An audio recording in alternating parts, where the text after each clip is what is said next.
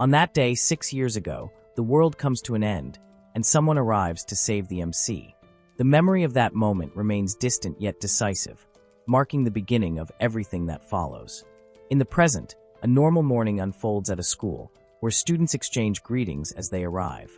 Some of them talk about a career survey that needs to be completed, while others complain about how difficult it feels to fill out such a form. For one female student, thoughts about the future and long-term plans can wait, because what matters most to her right now is focusing on getting a boyfriend. She even wonders which will happen first in her life, finding a boyfriend or witnessing the end of the world. At the same time, a male student stands alone, clearly waiting for someone. Without warning, the sky above the school cracks open, as if it is splitting apart, and from that rupture a girl appears. She seems anxious, worried about being late, and immediately draws attention because her arrival defies common sense. She heads straight toward the boy who has been waiting, and it becomes clear that his name is Yutaka. The girl leaps toward him, and Yutaka manages to catch her, lifting her into his arms. As he holds her, he feels that she is unexpectedly heavy, and he reacts to the situation with visible discomfort, thinking that a normal greeting would have been far more reasonable. The girl, however, behaves as if nothing is out of place. She believes that her presence makes Yutaka's everyday life a little more enjoyable, and she does not want the man she is involved with to ever feel bored. In her mind, the relationship between them is already defined. Yutaka, on the other hand, is confused by this assumption.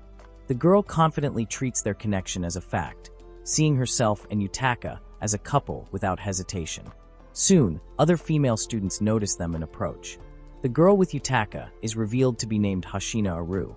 The girls around her observe that Aru looks just as cute as she always does, unchanged by time. Several students try to recruit her into different school clubs, with some inviting her to join the handball club and others encouraging her to enter the running club. Aru clearly states through her attitude and actions that she has no intention of joining any clubs during high school. She plans to stay busy after school, spending her time going on dates with many people. Because of this declaration, the surrounding girls turn sharp and suspicious looks toward Yutaka, silently judging him. Amid this atmosphere, a female student named Sato invites Aru to join the handicraft club instead. One of the reasons is that the club allows members to come and go freely, which leads Sato to assume that Aru might prefer quietly making dolls with her rather than socializing with everyone else. The students then admire Sato's handicraft creations, ranging from handmade bags to small keychains, appreciating the care and skill put into each item. Nearby, 3 male students observe the situation and begin to focus on Yutaka. One of them wonders what is going on with him, noting that Yutaka did not even attend the same middle school as Hashina Aru. Another comments that Yutaka and Aru only start being involved once they enter high school. They express confusion over why someone like Aru would choose to associate with an ordinary and unremarkable boy like Yutaka. Hearing this, Aru becomes irritated by their words and reacts emotionally, while Yutaka remains calm and does not show anger. He believes that, from a certain perspective, their observations about him are not entirely wrong. The 3 boys continue, openly doubting that Aru could truly be involved with someone as timid and cowardly as Yutaka, and they even judge Aru's taste in men as poor. At this point, Yutaka steps toward the 3 boys, causing them to panic at his sudden approach. He explains the situation clearly, stating that it is Aru who tells everyone that they are dating, even though in reality they are not actually in a relationship. He makes it clear that the boys are free to say whatever they want about him, but he will not tolerate them speaking badly about Aru. He leaves them with a warning to be more careful with their words in the future. After this confrontation, the female students praise Yutaka for his behavior. Sato teases him internally, wondering whether he is trying to earn some kind of points for his actions. While Aru hugs Yutaka from behind, he reflects on the idea of such points and questions what he would even do with them. Aru, remaining close to him, thinks of Yutaka as someone who is genuinely kind at heart. Eventually, Yutaka decides to step away for a moment to buy a drink before class begins. Aru suspects that he might be trying to escape the situation, while Sato concludes that Yutaka is truly hopeless in his own way. After that, Yutaka goes to a vending machine and buys a drink. As he drinks it, he feels a deep sense of exhaustion, caused by watching Aru being constantly surrounded by many people and drawing attention wherever she goes. In that quiet moment, A cleaning staff member passes by carrying 4 large cardboard boxes, and the sight immediately catches Yutaka's attention because of how burdensome the load looks. The cleaning staff member notices Yutaka and recognizes him, giving off an attitude that suggests everything is fine and under control. He acts as if he does not need any help at all. Yutaka, however, remains observant and asks whether assistance is actually needed. The cleaning staff member hesitates and checks whether Yutaka would mind helping, offering an apology at the same time. Yutaka decides to lend a hand, and as they walk together, the cleaning staff member asks about Yutaka's high school life. Yutaka reflects on it and concludes that his days are far from boring. The cleaning staff member comments that Yutaka seems like someone who is always alert to the presence of others around him. This leads Yutaka to wonder what the cleaning staff member truly wants to say. He makes it clear through his behavior that helping is not a burden for him, but he senses that there might be something more behind the conversation. The cleaning staff member explains that there is no hidden meaning at all, and that he simply wants to talk. He adds that if Yutaka were closer to his own age, he would probably feel like teasing and bothering young people like him. Once they reach their destination, the cleaning staff member expresses his gratitude.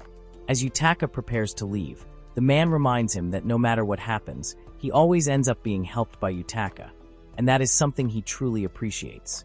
He also shares an observation about relationships, pointing out that not all girls are attracted to someone who is easy to charm, since some find that kind of approach dull and uninteresting. Yutaka reacts calmly, treating the comment as something that is not especially important to him. Later, at an arcade, Aru spends her time playing several games.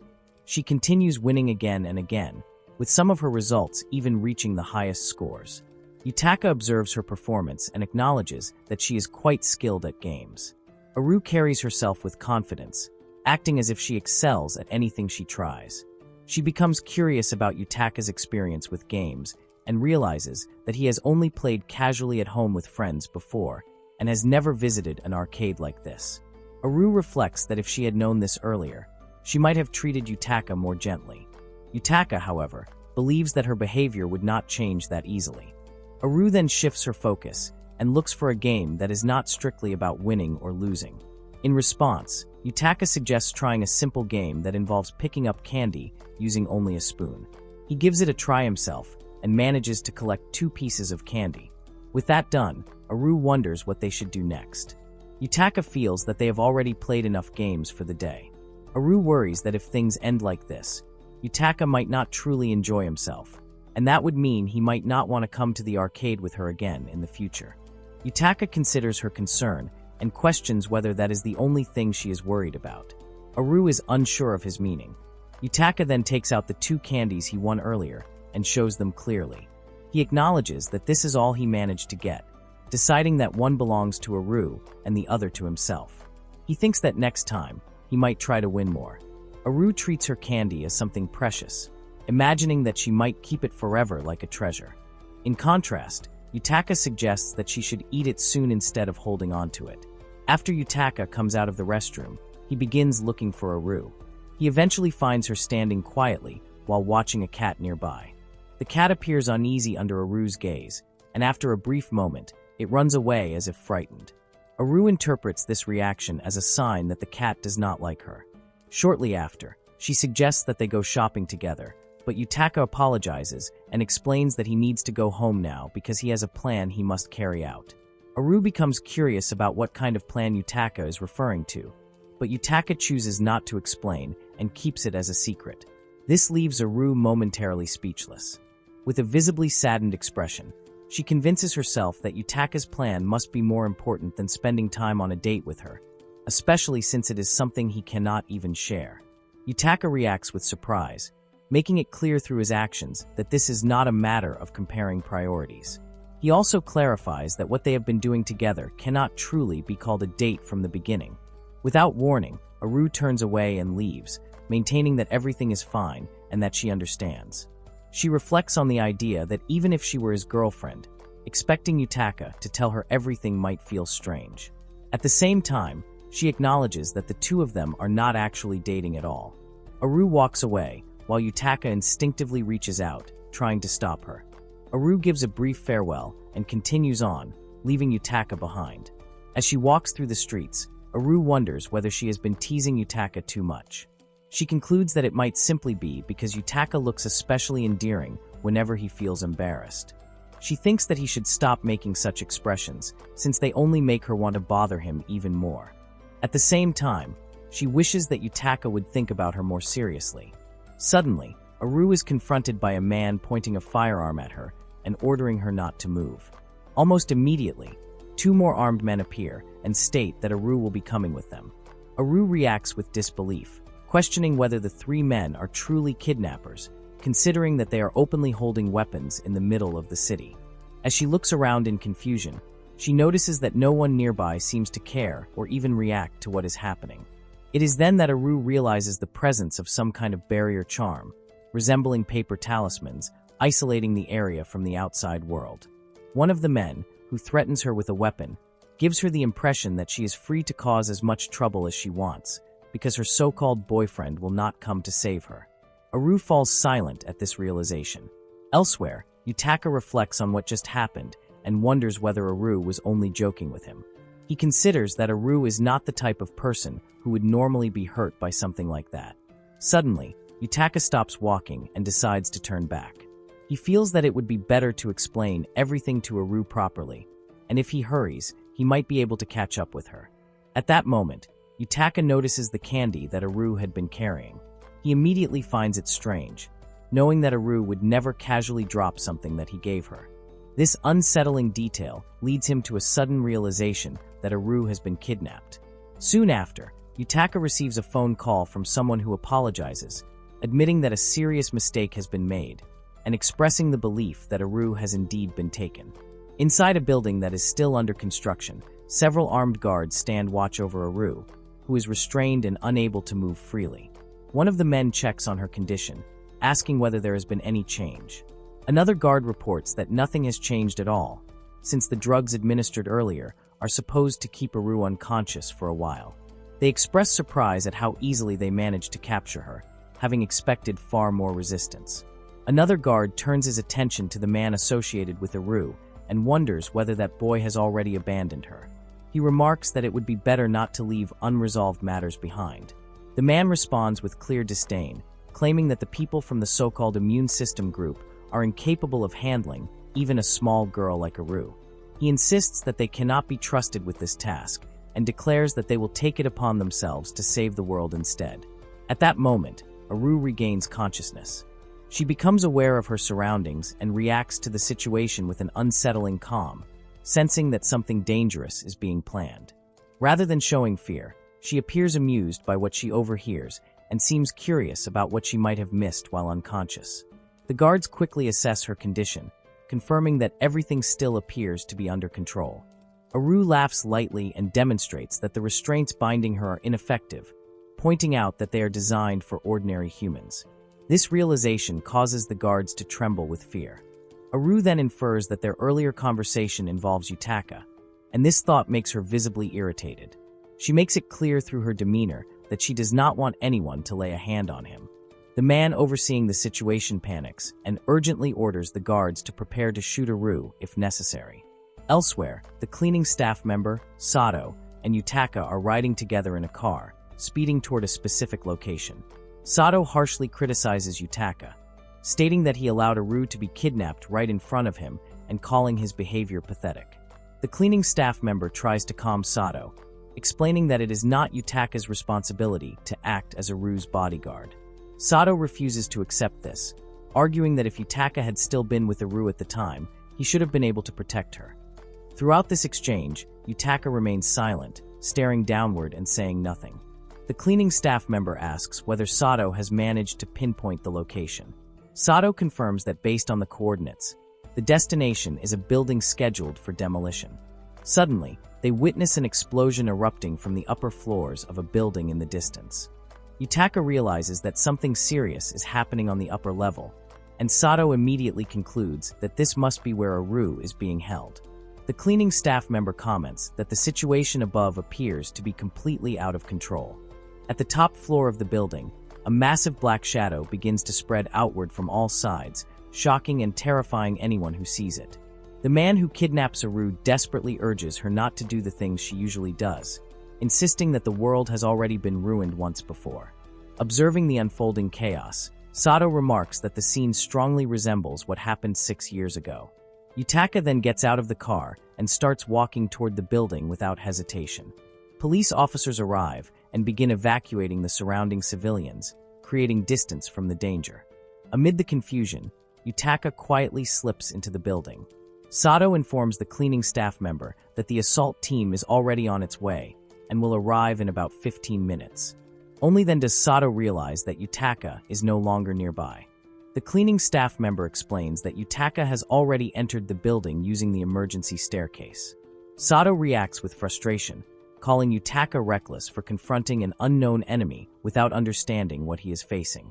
She also scolds the cleaning staff member for allowing Yutaka to go ahead alone. He responds that there is no way to stop a man who is willingly stepping into a battlefield.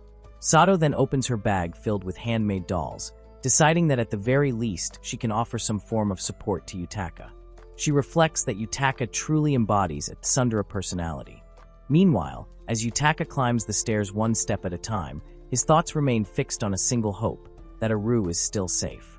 After climbing the building's stairs for some time, Yutaka is suddenly fired upon by one of the guards, forcing him to take cover. Only then does he clearly realize that an armed guard is stationed ahead, blocking his path. The guard also recognizes Yutaka as the man who is often seen together with Aru and assumes that Yutaka has come to rescue the girl he believes to be her boyfriend. Yutaka makes it clear through his actions that he wants Aru returned, because he knows she is being held inside this building. The guard responds with absolute conviction, believing that no one will survive until they complete what he calls their noble mission. Hearing this, Yutaka begins to sense that there is something deeply unsettling behind those words. The guard resumes firing at Yutaka, warning him not to move and implying that the next shot will not miss. Yutaka becomes fully aware that the weapon is real and lethal, which leads him to question who these people truly are. At the same time, his thoughts remain fixed on Aru, and he considers how far he might be able to advance if he forces his way through. He knows that hesitation could cost him precious time. The guard continues speaking with contempt, suggesting that there is no point in Yutaka risking his life for someone like Aru, whom he describes as a monster wearing human skin. This statement confuses Yutaka. The guard then implies that Yutaka might not truly understand what Aru is, reminding him that even children still remember what happened 6 years ago. Back then, a massive opened in the sky, releasing an intense and suffocating darkness. In that single city alone, hundreds of people died, and their deaths are not quick or merciful.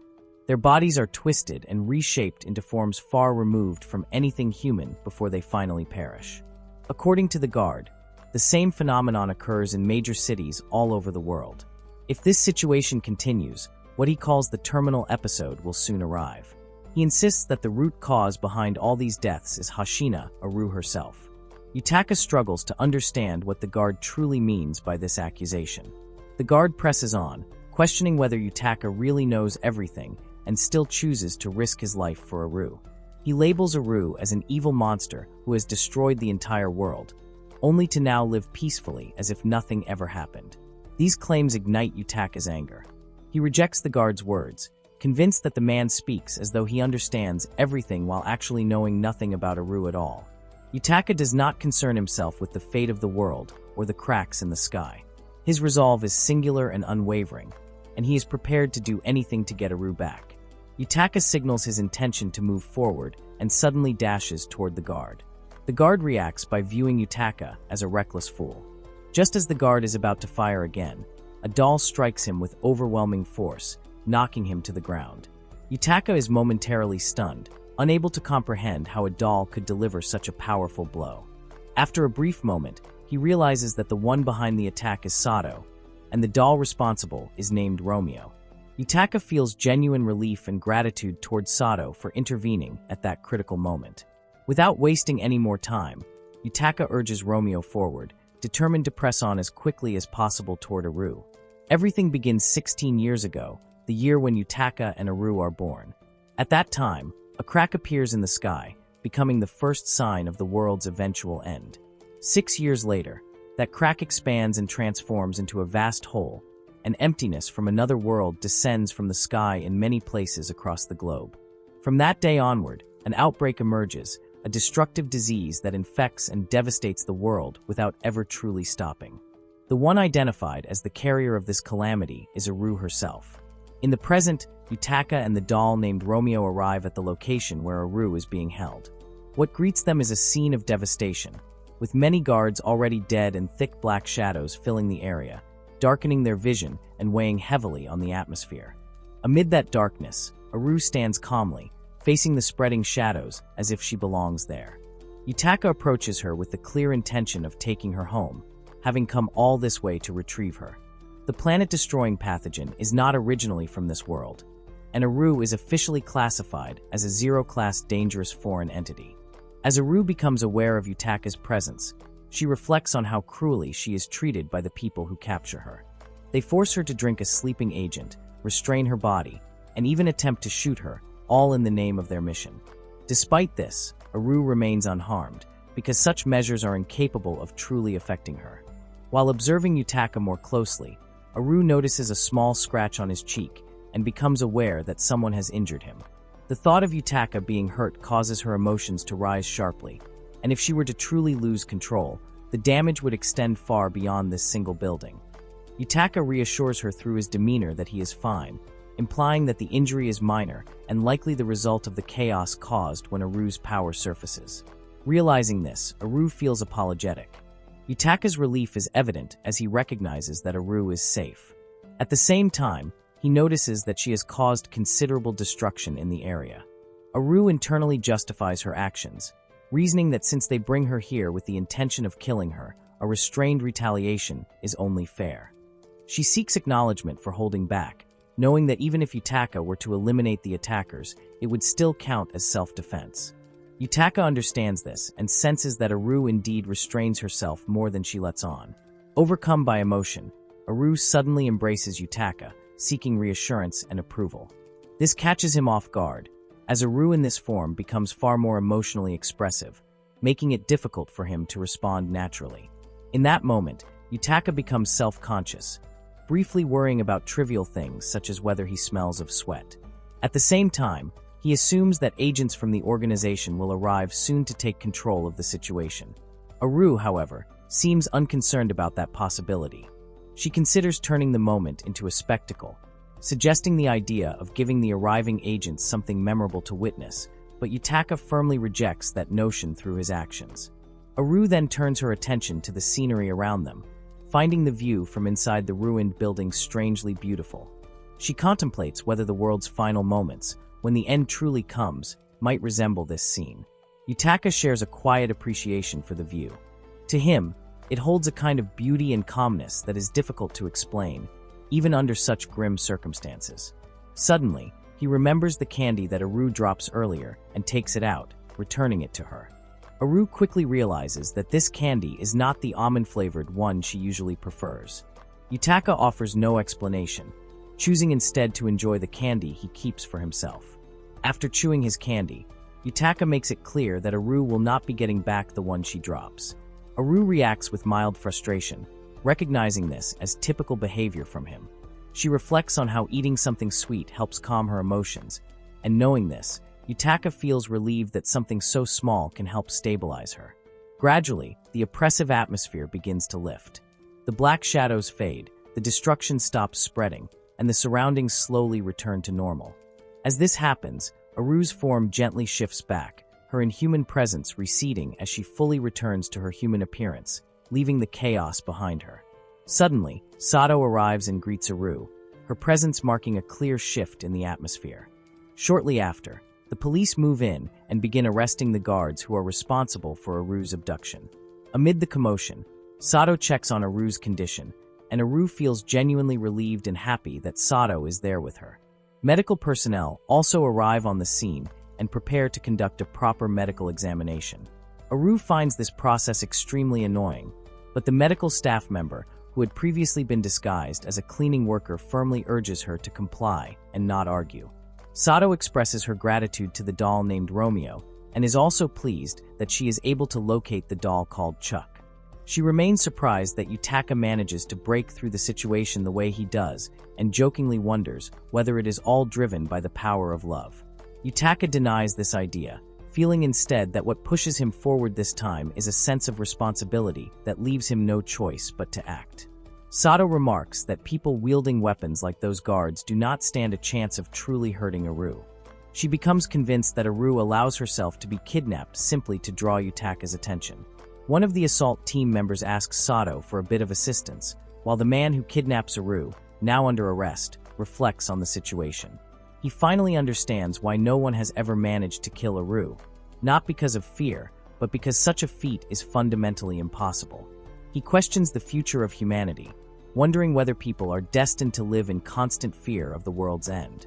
Sato responds by asserting that it is people like him who endanger the city. She explains that the agency is researching ways to detoxify Aru and demands that he stay out of matters beyond his understanding. One of Sato's teammates comments that their work seems endless, and Sato agrees that the observation is accurate. She also realizes that Aru has finally found someone who can be called her boyfriend. Others around them ask about Sato's well-being, assuming she might feel lonely now that Aru has been taken from her side. Sato clarifies that this is not the issue at all, explaining that her real concern lies in entrusting the fate of the world to someone like Yutaka. Throughout this exchange, Yutaka remains silent, sensing that there is very little he can actually do at this moment. Aru soon approaches Yutaka with a bright smile and informs him that the two of them are finally allowed to leave. Together, they walk out of the building. Along the way, Aru apologizes for ruining Yutaka's plans. Yutaka reassures her that it is not a problem and tells her not to worry, especially since those plans are related to her in the first place. Curious, Aru asks what he means by that. Yutaka explains that he intends to undergo training to become a bodyguard. Aru wonders whether this decision is meant for her protection. Yutaka confirms that he already explains it earlier, even though he clearly understands that Aru does not truly need a bodyguard. Aru expresses her desire to see Yutaka's strong side more often and hopes that more moments like the one earlier will happen in the future. Yutaka believes that such situations are unlikely to repeat themselves. In his thoughts, Yutaka acknowledges that Aru is right. He is not truly her bodyguard in the conventional sense.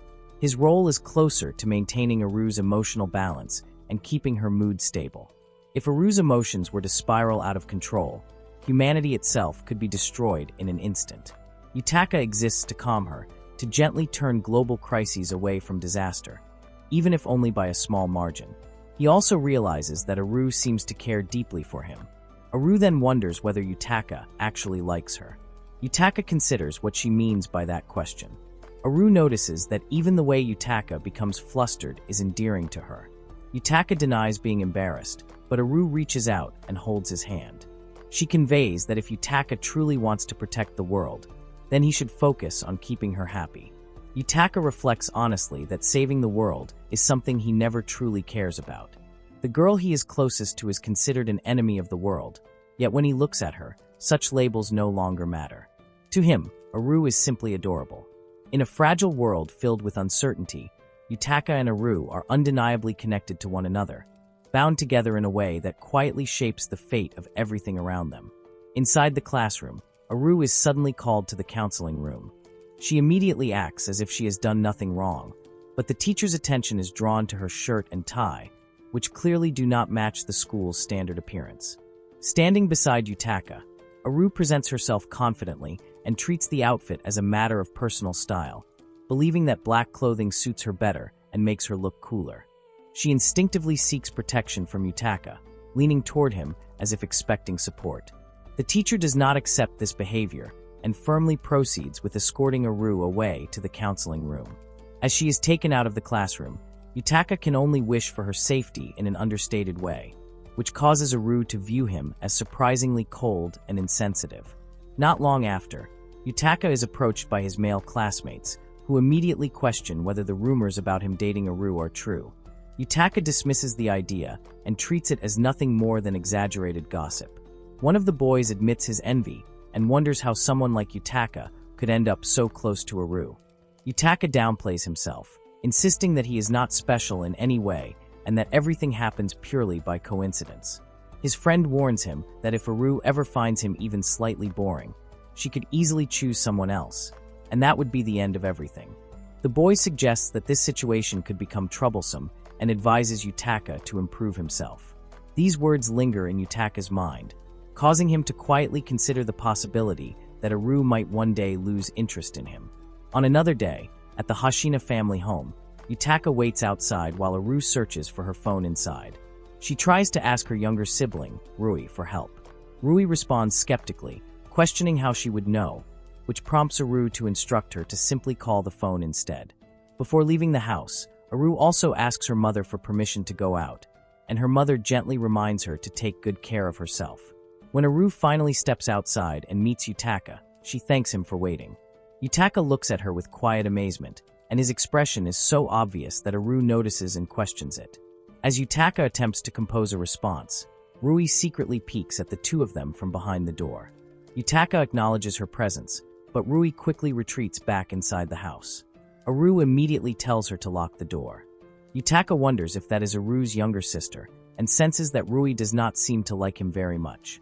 Aru casually explains that Rui is overly attached to her and finds her reaction amusing, especially the expression she makes upon learning that Aru has a boyfriend. Yutaka becomes curious and wonders whether Aru had mentioned him to Rui, but Aru smoothly redirects the topic, reminding him that he had been about to say something earlier. Yutaka reflects that he is not someone important. At the same time, he feels a strange sense of anticlimax when he sees how ordinary and warm Aru's family appears. He reasons that perhaps they seem so normal because they do not truly know what Aru is. His thoughts drift back to 6 years ago, when the first symptoms appear. Darkness pours out from a hole in the sky, turning various parts of the world into living hell. In this city alone, an area with a radius of roughly 2 kilometers is affected, and several elementary schools are consumed by flames. In response to the foreign entities that cause abnormalities across the globe, governments unite to establish the universal immune system. In the present, Yutaka and Aru visit the headquarters of this organization. Aru passes through the inspection process effortlessly, without any resistance or delay. She finds it strange that Yutaka is not treated the same way. Yutaka understands that there is no reason for the organization to grant him the same special handling they give to Aru. Feeling annoyed, Aru lightly mocks the staff members, while Yutaka notices how tense they appear. He realizes that if anyone were to provoke Aru carelessly, it could immediately escalate into a global emergency. The fact that Aru is never searched is not a sign of privilege. Rather, it reflects a deeper truth. Whether she carries a knife or a bomb would not change her threat level in the slightest. The greatest foreign object that shatters the sky and brings devastation to the world, the true root of the global crisis, is none other than Hashina, Aru herself. Yutaka and Aru then arrive at Laboratory Room 2, where they encounter Kyoko, the medical officer who previously disguises herself as a school janitor. Kyoko greets both Yutaka and Aru in a familiar manner. She immediately praises Aru, noting that Aru looks especially beautiful and sweet today. Aru reacts positively to the compliment, clearly pleased, as she has always liked Kyoko for her habit of praising her without hesitation. While this happens, Aru notices that Yutaka keeps glancing left and right, appearing slightly uneasy. Kyoko explains that today's procedure is only a routine examination. Aru urges Kyoko to finish it quickly because she plans to go on a date with Yutaka afterward. Yutaka clarifies that they are merely going to watch a movie together, but to Aru, that still counts as a date. Kyoko reacts critically to Yutaka's attitude, considering his words lacking in confidence. She reminds him that she has been observing Aru ever since Aru is still in elementary school, and if Yutaka ever causes Aru to cry, Kyoko will not forgive him. Aru then presses Kyoko again to proceed with the examination without delay. Meanwhile, Yutaka decides to step away to submit his documents. Suddenly, an emergency alert echoes through the facility. The announcement reports that the formation of an abnormal space has been detected in Kajiba City, and all personnel are placed on immediate standby for deployment. The notice further explains that this phenomenon appears to be a metastasis of a tumor. The term tumor is used to describe infernal spaces. The original tumor forms 6 years ago and becomes sealed behind massive walls. And since that time, smaller tumors continue to emerge across the world. Kyoko realizes that she is likely required to head out as well. Aru asks whether Kyoko plans to go to the site, and Kyoko acknowledges that it is Sunday, meaning there are fewer people available, making it a good opportunity to collect samples. She apologizes and asks Aru to come back another day. Before Aru can respond, Kyoko quickly excuses herself and leaves. Later, at a dining place, Aru feels irritated because she and Yutaka travel all the way to the headquarters only to leave without accomplishing anything. Yutaka points out that there is nothing that can be done once an emergency response is activated. He then wonders whether Aru herself could do something if she were to go to the tumor site. Aru explains that it is not possible, as she is not skilled enough to eliminate a tumor. She clarifies that in situations where a giant monster appears and others are called to fight it, she can be useful, but tumors are different. Yutaka questions whether Aru truly has such capability. At that moment, Yutaka's phone vibrates, revealing an incoming call from Sato. Sato informs him that Aru's security detail for the day has been reassigned to the tumor area, and Sato will be taking over instead. Yutaka relays this information to Aru. Aru remarks that even though it is a day off, Sato continues to face exhausting workdays. Yutaka comments that Aru speaks as if the situation has nothing to do with her. Aru then casually informs the Chuck doll keychain attached to her bag that Sato will be joining them. Through the call, Sato immediately declines. Yutaka realizes that Sato somehow hears Aru's words through the Chuck doll. He reflects that having someone constantly watching over things might make life easier, yet Aru seems completely unaware of it, which leaves Yutaka curious. Yutaka asks whether the security measures, or more precisely the constant surveillance, ever bother Aru. Aru answers that she is already used to it after 6 years. Soon after, Aru notices that the movie theater they plan to visit is temporarily closed. It turns out that the theater is located near the tumor site. Yutaka reacts in surprise and checks other theaters, only to find that none of them are open.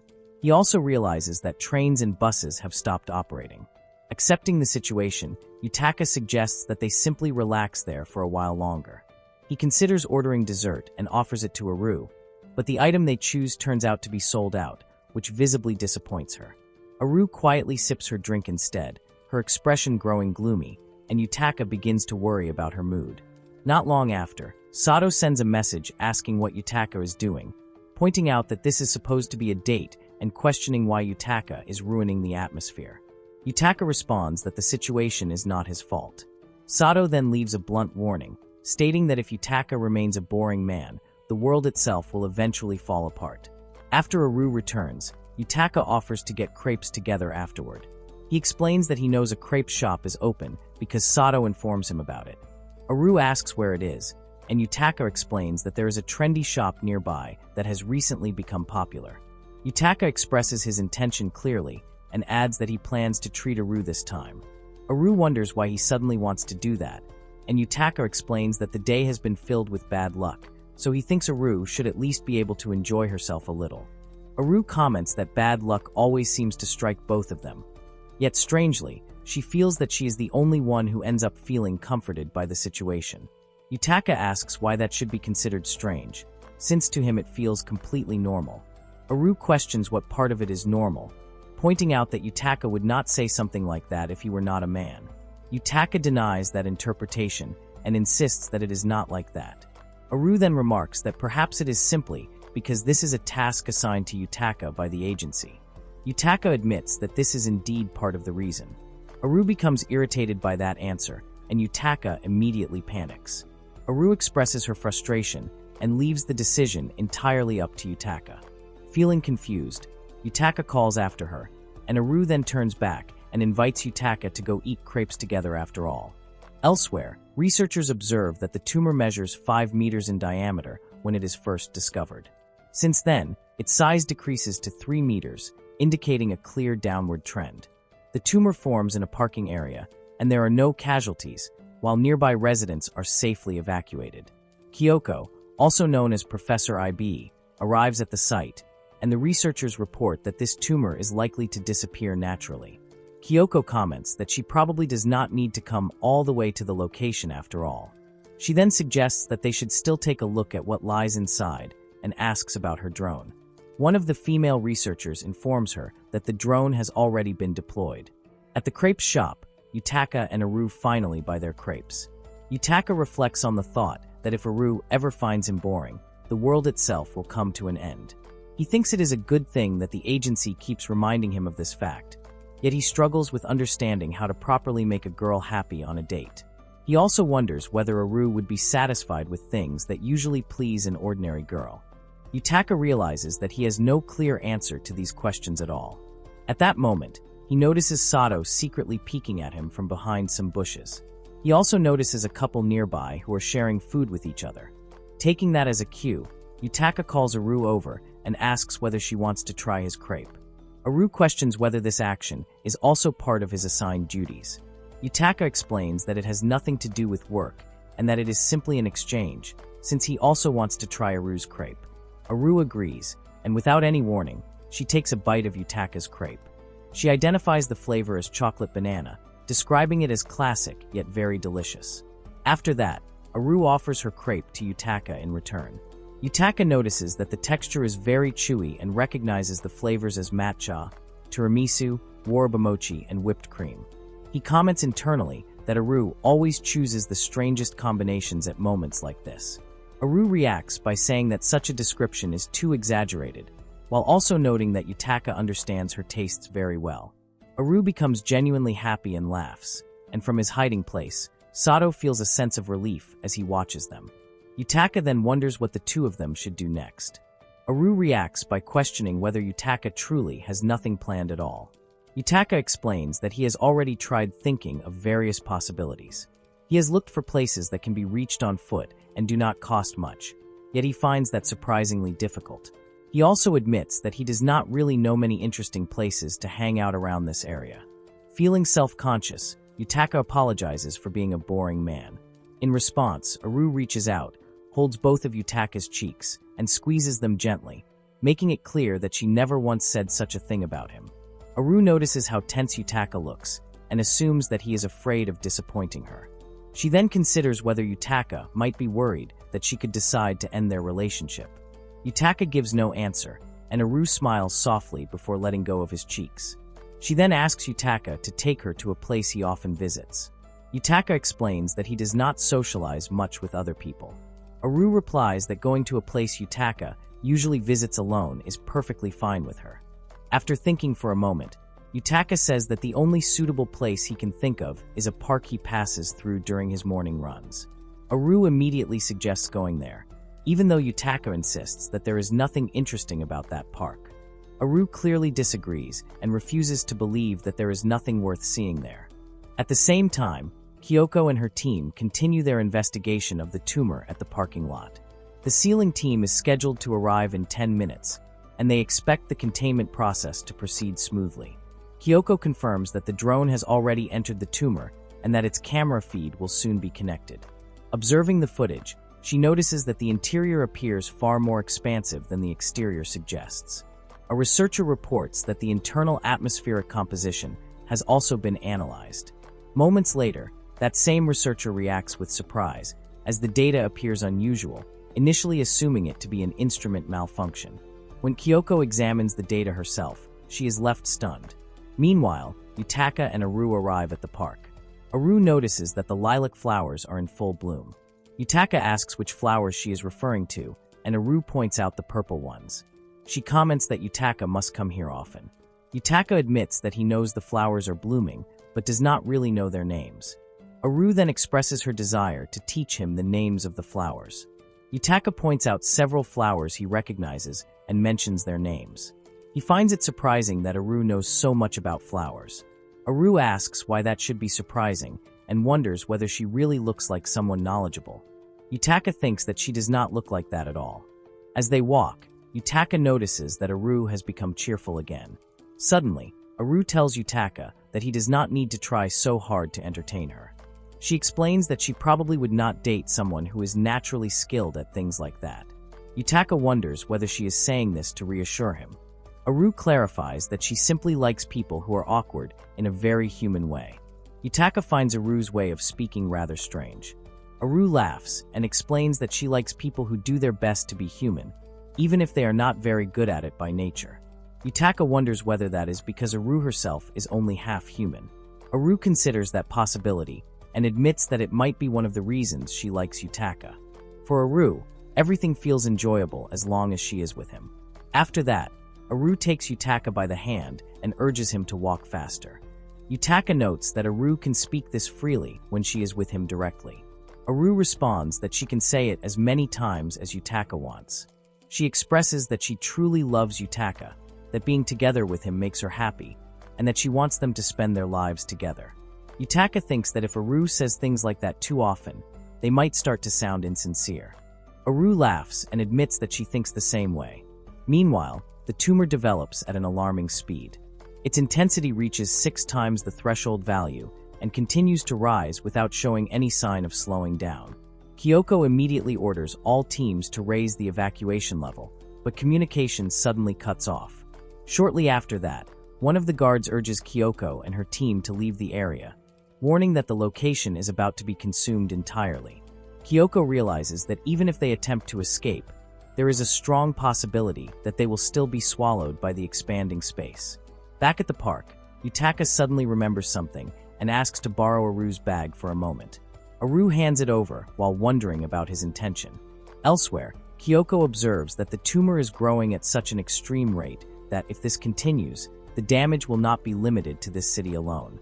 The researchers confirm that its size has already expanded to rival that of a large building. Returning to the park, Yutaka takes a deep breath and suddenly shouts toward the Chuck doll. The unexpected noise makes Sato, who is secretly listening from behind the bushes, feel a sharp pain in her ears. Aru looks at Yutaka in confusion. Yutaka explains that this is meant to prevent Sato from eavesdropping on their conversation. He emphasizes that what he wants to say has nothing to do with the agency, that it is not part of his job, not a duty, and not an obligation of any kind. Yutaka then expresses that the clothes Aru is wearing look extremely cute on her. Hearing this, Aru falls silent and becomes visibly shy, her reaction clearly showing how much the words affect her. In the city center, Kyoko and her team suddenly witness the tumor disappearing without any warning. When they check the data, the readings show that the internal levels have returned to normal, and the tumor's response is recorded as complete disappearance. Kyoko is left confused, while another researcher remarks that this is the first time they have ever seen a case where a tumor vanishes on its own. Kyoko considers the possibility that this particular tumor might simply be a type that collapses naturally by coincidence. Back in the park, Aru feels happy about what Yutaka said and wonders what has gotten into him. Yutaka insists that it is nothing significant and that he simply wanted to say it. Aru then asks him to say it again, but Yutaka refuses, even as Aru continues to press him. Aru wonders how she should respond if Yutaka suddenly becomes an overly sweet boyfriend. Yutaka thinks that such a thing will not happen, yet he admits that being with Aru makes him feel unable to remain the same person he used to be. Hearing this, Aru feels genuinely pleased and expresses how much she likes that change. The next morning at school, Aru greets Sato and checks on the condition of her ears. Thanks to Aru, Sato's ears are perfectly fine. Sato comments that she would very much like to hear Yutaka's passionate outburst again. Aru agrees that she wants Sato to hear it as well. Yutaka firmly denies that he would ever say something like that again and insists that Sato does not need to hear anything. Sato then reflects on the fact that the tumor seems to have disappeared at almost the exact same time as that incident.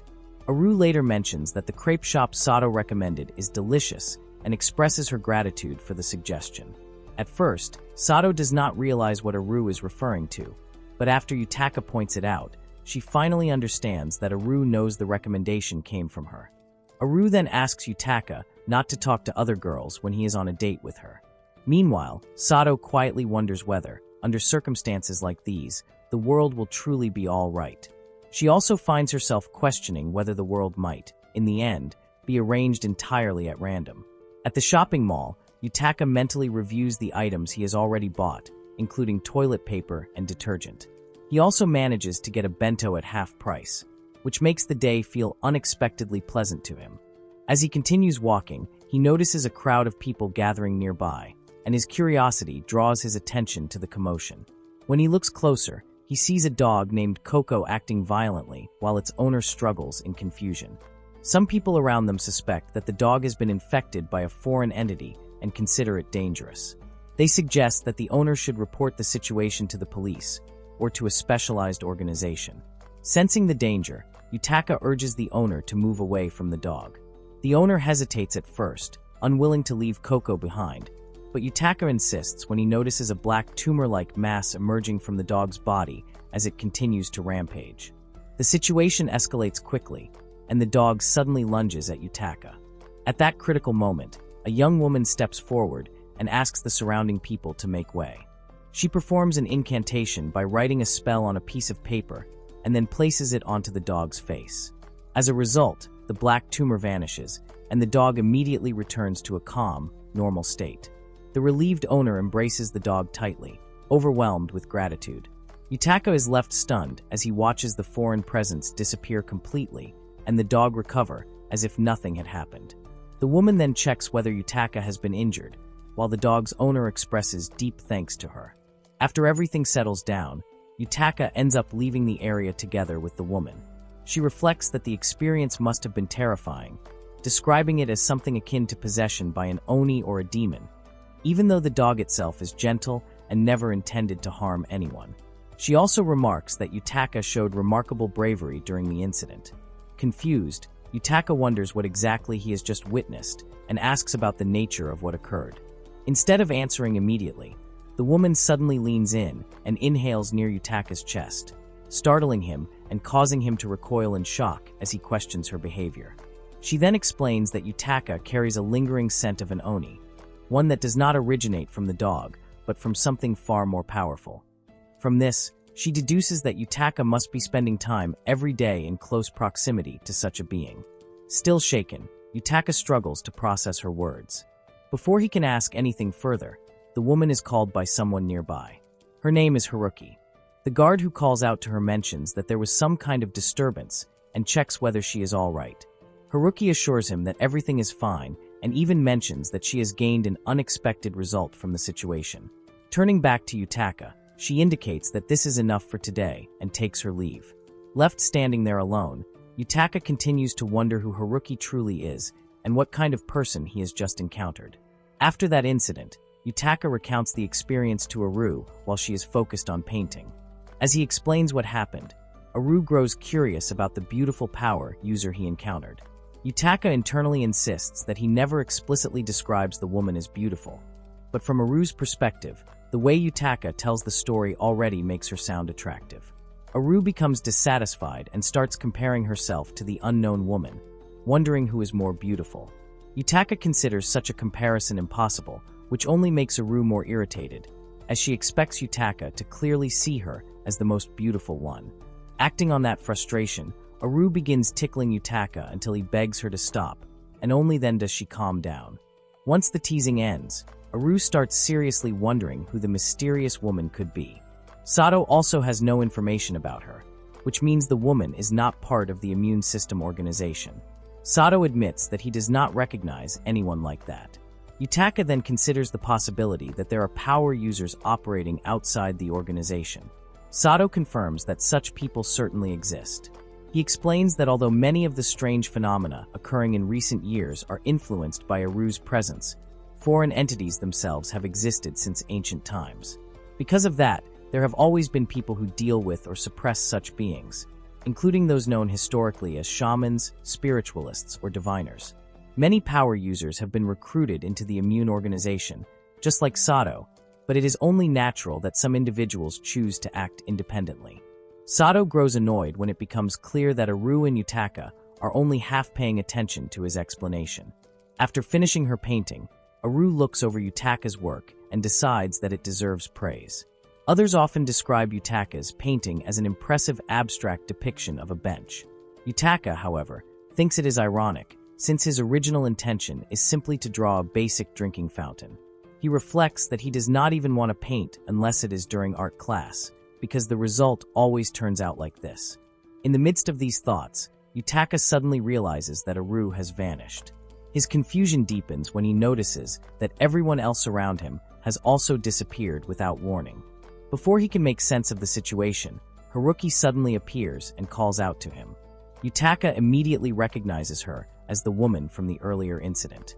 Haruki apologizes for summoning him so abruptly, explaining that she wants to discuss something related to Aru. She then guides Yutaka into her car. Inside the vehicle, Haruki apologizes again for not introducing herself properly before. She formally introduces herself as Kitakoji Haruki, the successor of the Kitakoji family, a well-known lineage of onmyoji. Yutaka understands that an onmyoji family refers to a household of diviners who can control shikigami, and this knowledge seems to please Haruki. She explains that her family has long been resolving supernatural problems within the country from behind the scenes, remaining largely unnoticed by the public. Since the outbreak 6 years ago, Oni, a curse classified as a foreign entity, becomes widely known to the public, and the immune system organization begins dealing with it openly. However, the mission of the Kitakoji family remains unchanged even after all this time. Yutaka becomes curious about that mission and seeks to understand it. Haruki explains that her role is to preserve the peace of the country by calming disasters that disturb that balance. Yutaka then wonders whether Haruki intends to kill Aru. Haruki denies such an intention and instead explains that there is a possibility she can save Aru. She is aware that the organization Yutaka belongs to has been researching ways to render Aru harmless, but so far, no satisfactory results have been achieved. Because of that, Haruki considers lending the power her family has protected for 1,000 years. This idea leaves Yutaka confused and uncertain. Haruki reminds Yutaka of the incident from the previous day, explaining that what he witnessed is one of her techniques. Yutaka recalls how Haruki extracted the foreign entity from the dog, and Haruki confirms his memory. She explains that with the same kind of technique, she might be able to remove the foreign entity from Aru's body and turn Aru into an ordinary human girl. If Aru is left as she is now, Yutaka himself will also be placed in danger. Suddenly, Haruki moves closer, startling Yutaka. She asks him to stay still for a moment, then presses a ribbon-shaped doll against him and chants a spell. The doll darkens and vanishes, carrying something away with it. Haruki explains that the situation is quite severe because Yutaka spends so much time near Aru. The Oni that has accumulated inside Yutaka is transferred into that small paper doll. She adds that if it were left alone, Yutaka would eventually end up in the same condition.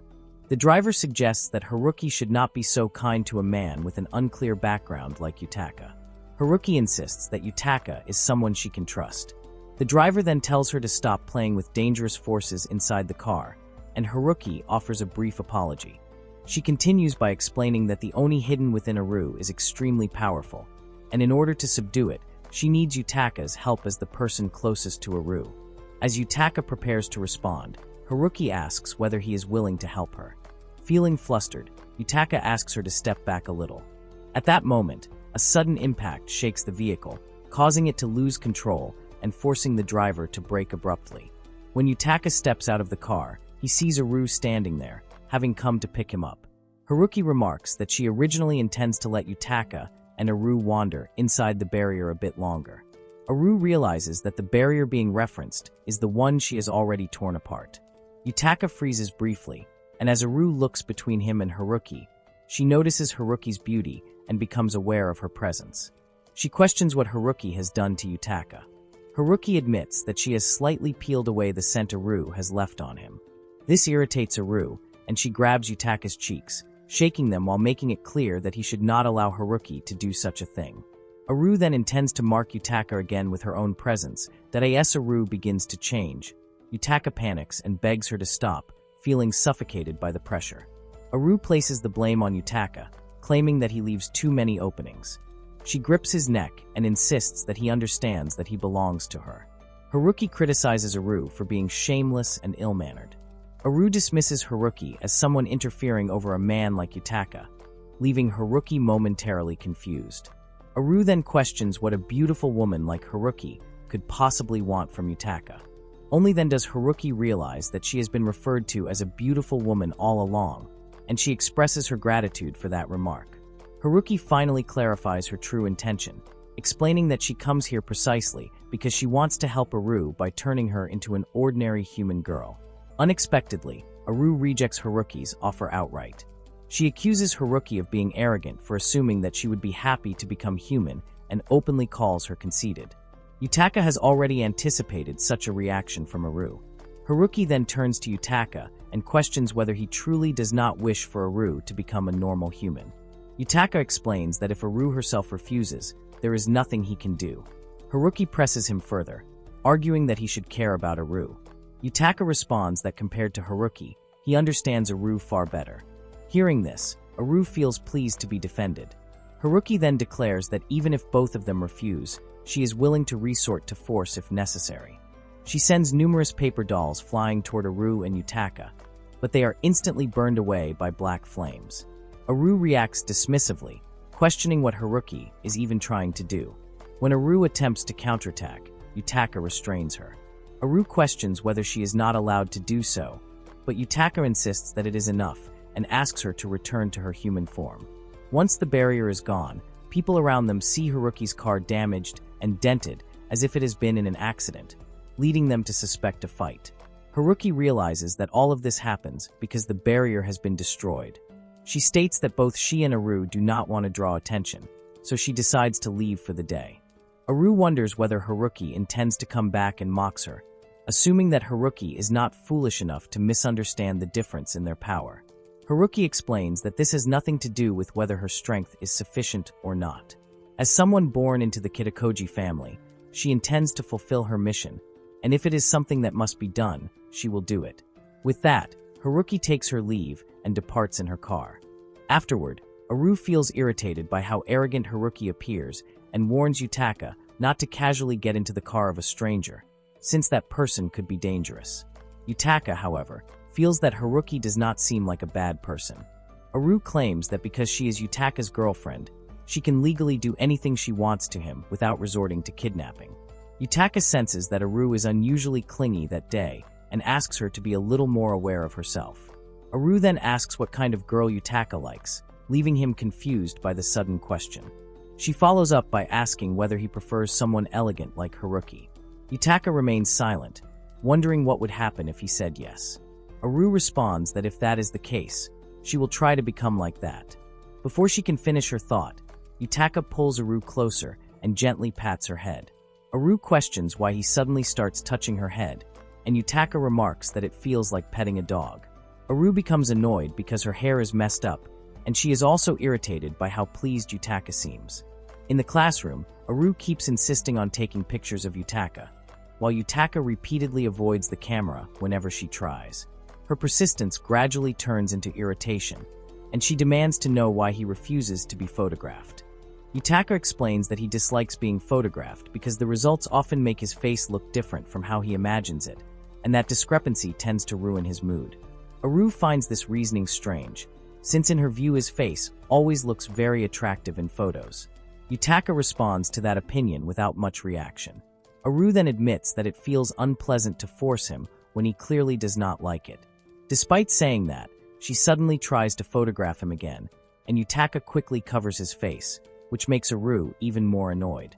Yutaka remarks that he already expects things to turn out like this, and then asks what purpose the photos are meant to serve. Aru explains that she wants to use his pictures as her phone wallpaper or to show them off to her friends. Hearing that, Yutaka asks her not to do such things. Aru presses him, questioning whether he is truly sure about what he is saying. She then declares that if Yutaka refuses to be photographed, she will no longer allow him to take pictures of her either. Yutaka reacts calmly and states that he has no problem with that arrangement. This response finally makes Aru genuinely angry, and Sato watches the entire exchange with a puzzled expression. After a moment, Yutaka asks if he can at least have just one photo, but Aru suddenly stands up and refuses, reminding him that he previously said he did not need photos of her. She then runs off, calling Yutaka foolish as she leaves. Left behind, Yutaka feels confused and asks Sato whether he has done something wrong. Sato answers that it is indeed Yutaka's fault and half-jokingly warns him not to gamble with the safety of the world over his dislike of being photographed. Sato also urges him to go after Aru. Yutaka searches for her and eventually finds her sitting on a bench in the garden, her expression clearly showing anger. He approaches her, growing anxious because he believes she is truly upset with him, and he apologizes. Aru responds sharply, claiming that Yutaka refuses to photograph her because he does not like her. Yutaka explains that this is not the case at all. He says that because he meets Aru every day, he feels there is no need to look at her face through photographs. He further explains that compared to seeing her in pictures, it feels much better to look at her face directly. Aru turns toward him and questions why, until now, he seems unwilling to look at her face. Yutaka replies that at this moment, he simply does not feel like doing so. All of a sudden, Aru suggests taking a selfie together. Yutaka immediately asks her to stop, explaining that photos taken with Aru in her current form must not be kept, as it would be dangerous if other people were to see them. This only frustrates Aru further, and she complains that Yutaka keeps restricting her. She then declares that she suddenly feels like going on a rampage, and that because of Yutaka, the world might as well end today. Yutaka panics at this statement. Aru then adds that if Yutaka agrees to be photographed just once, the world might be spared. Yutaka feels that this is extremely unfair. Nevertheless, Aru takes a picture of him. Afterward, she states that this is enough for today. Yutaka questions what is so special about it, since it is only a single photo. Aru explains that even though she sees Yutaka's face every day, it still never feels sufficient for her, because she also wants to see his face at home and look at it as often as possible. Hearing this, Yutaka feels once again that Aru is being unfair. Aru then invites him to go to a photo booth together after school. Yutaka replies that it is entirely up to her. Before the moment ends, Aru takes another picture of Yutaka, and this time, Yutaka actually poses for the camera.